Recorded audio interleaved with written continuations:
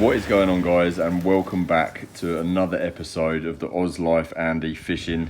Today we're heading out onto the Coorong on a solo camping and fishing mission to chase after that 1 metre mulloway that we have still not found.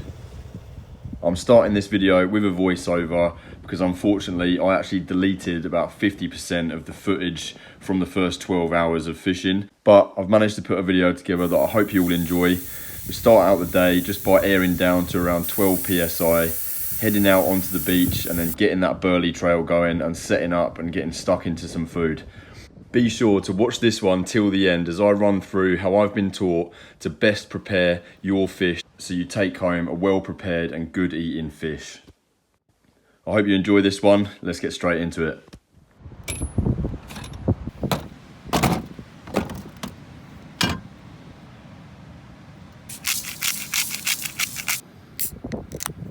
Cheers.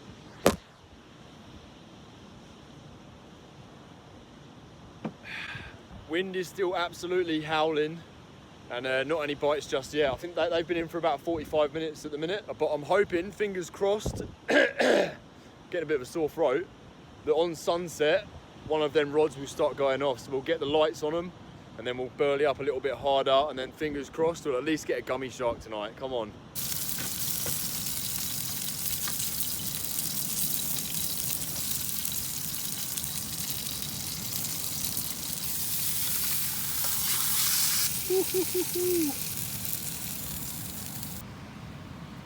Well, fingers crossed, lads and ladies. Hopefully, fingers crossed, one of them rods will start going off in a minute. For the minute, I'm gonna enjoy my beer, enjoy my burger, and hopefully we'll be on to some fish tonight. I reckon we're on. Might be on. Oosh. Yep. Straight rod. It's coming. Tiny little soapy. Tiny little fish, but we're on the board for the night, so hopefully that's a good sign and the burley brings in the bigger ones. Absolutely beautiful. What a stunning fish, I love them. Let's get this one straight back in. Well, that's fish number one, and they will only get bigger, fingers crossed. Let's go and finish that burger. I'm losing my voice.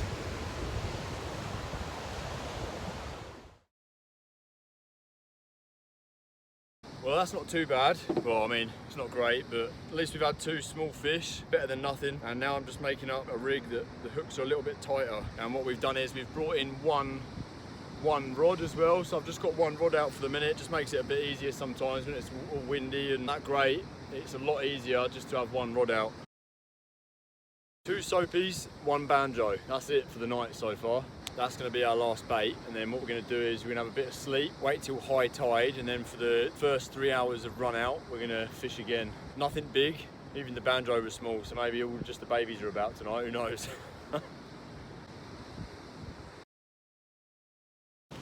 Nice simple breakfast.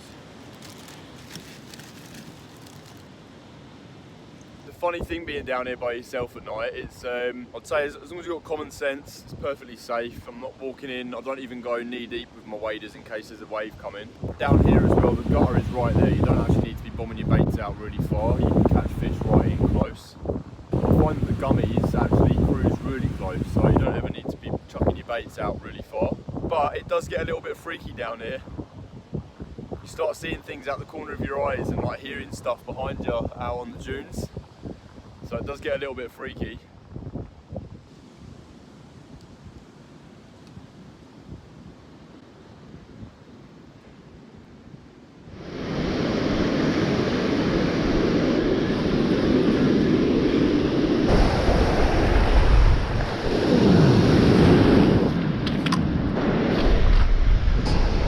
Come on, bait out. Come on, dogs. Got a bite, got a bite. Oh, that was a big bite. That was a big bite. All right, well, that might have cleared out them hooks, so we'll go and get some fresh bait and then get back to it. Oh, yep, we're on. We're on. definitely on.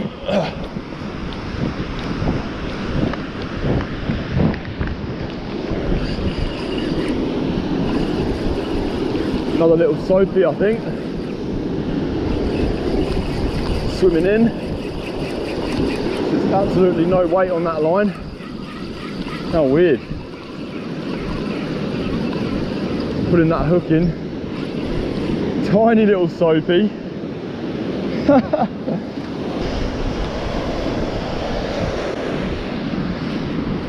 Well, I guess really that's what it's been for the night, the standard.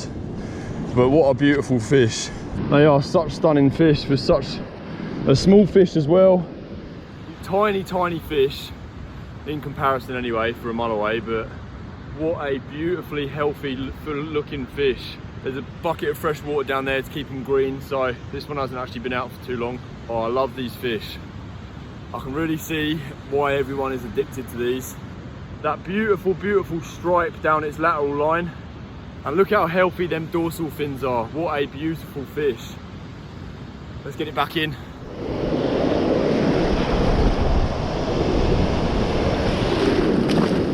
Whew, off it goes. Come on, meter.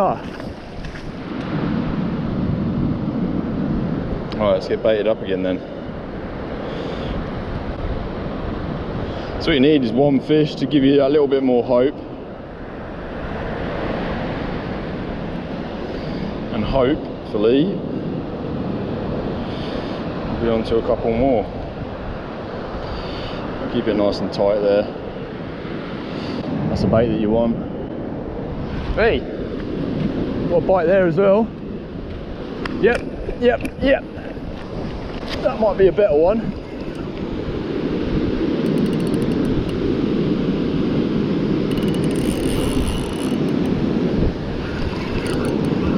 Or is that a gummy? Might be a gummy. Swimming in. Swimming in.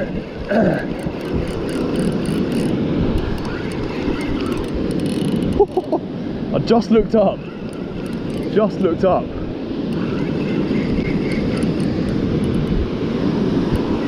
So this one's on the running sinker. Pretty sure this is a gummy. Yeah, just seen the back of it. And that will be a keeper as well. Beautiful. Another fish. Beautiful, and this is going to be a keeper as well, so I'll take something home with me today. Put something in the freezer and something for Christmas, really. But beautiful fish. That is a keeper. And now what we're going to do is just run through how I like to make sure that these are as fresh as possible for when you get home. Ideally, this needs to be done straight away down by the sand, just so you can get that blood out of the fish as quick as possible. But for the sake of the video, we're doing it up by the car, just to show you guys how I've been shown to prepare the fish as best as possible. Firstly, what we're going to do next is just gut the fish. Same as any other fish that you gut.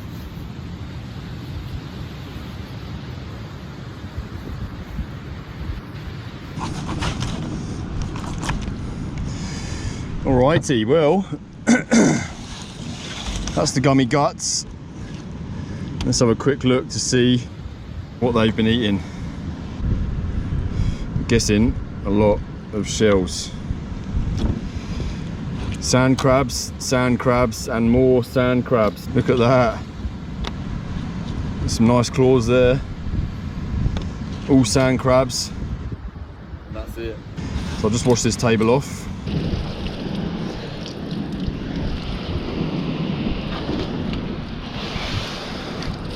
All right, next up, grab yourself some 100-pound leader or some wire trace. And then what you want to do is just cut the tail of the gummy off. This is how I've been taught to do it anyway. And then there's a small hole just there at the top of the gummy, and that will be all of its nerves that runs from the head to the tip of the tail. So this isn't hurting the gummy shark is obviously dead. And once you press that in there, it breaks the nerves, so it actually relaxes all the meat in the gummy shark. So that's when it starts wriggling. So if you see that, the shark is actually moving up the top there. That's because that line is all the way up to there. So if I pull that wire out, there you go. And that is the same length. That's cut all that. Now the gummy shark is completely floppy, lost all of its nerves, and can just be cleaned out in the sand now with the rest of that. Give that a good clean in the ocean, and that is bloody beautiful.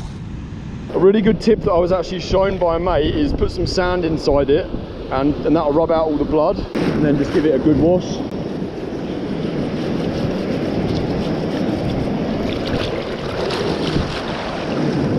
Obviously that meat in there is sealed by skin, so you're not going to be getting any sand in that meat. And the reason why that you need to quickly bleed and gut any shark is that sharks actually wee through their blood. So if you've ever caught a shark and then the meat smells like piss, then that's why. The blood has released all the urine into the meat. I'm completely losing my voice.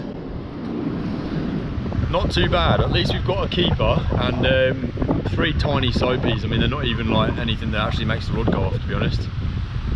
A couple of them are only about 30 centimeters. They're a proper small fish, but it's always good to see them. I absolutely love them. I've been fairly addicted to trying to hit this meter mark, and I've been here.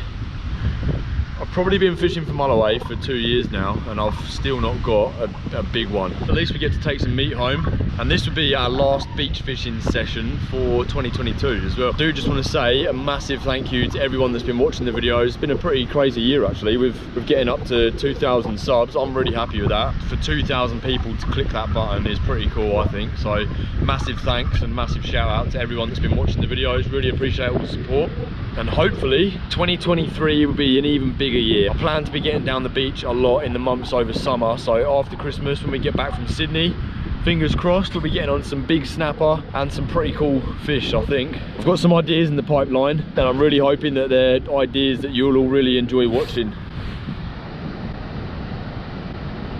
I'm gonna give it another 5 minutes and I think we'll go out and check the baits, chuck out one last bait, I think.